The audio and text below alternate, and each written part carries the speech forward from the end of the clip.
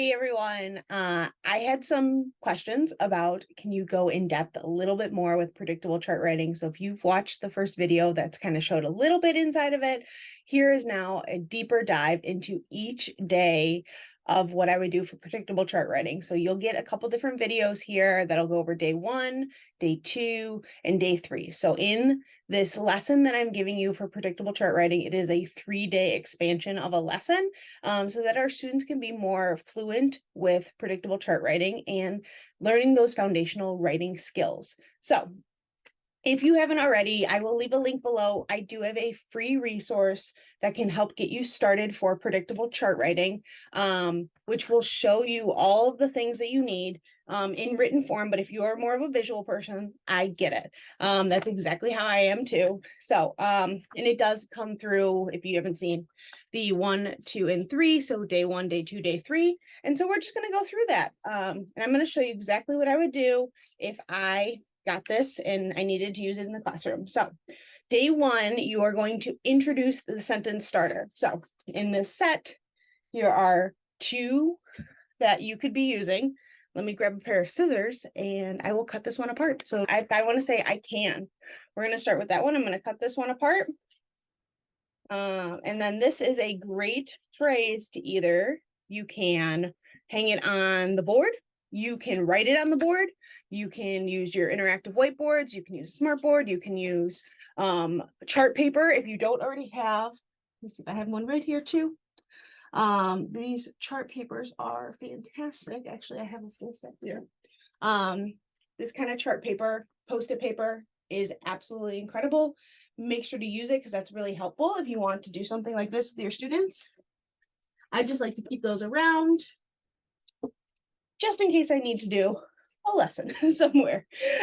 So again, you can write it literally on there and put it right up. So kind of like if this is my board, you can kind of see it from the side here. I would just glue this on here and just so students know I can't. So again, I would talk about it. We would find it in student devices and just kind of model. So then what I would do is I would have staff go in and show how they would fill in their sentence. I can eat.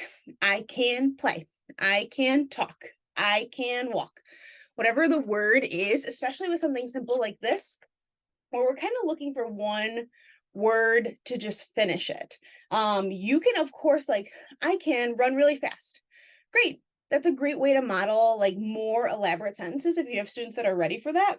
If you're just looking for those one sentence fillers, fantastic. So again, I would go through, this thing is up on the board. I would like kind of glue it there. And then I would write, I can run. And that was from Miss C.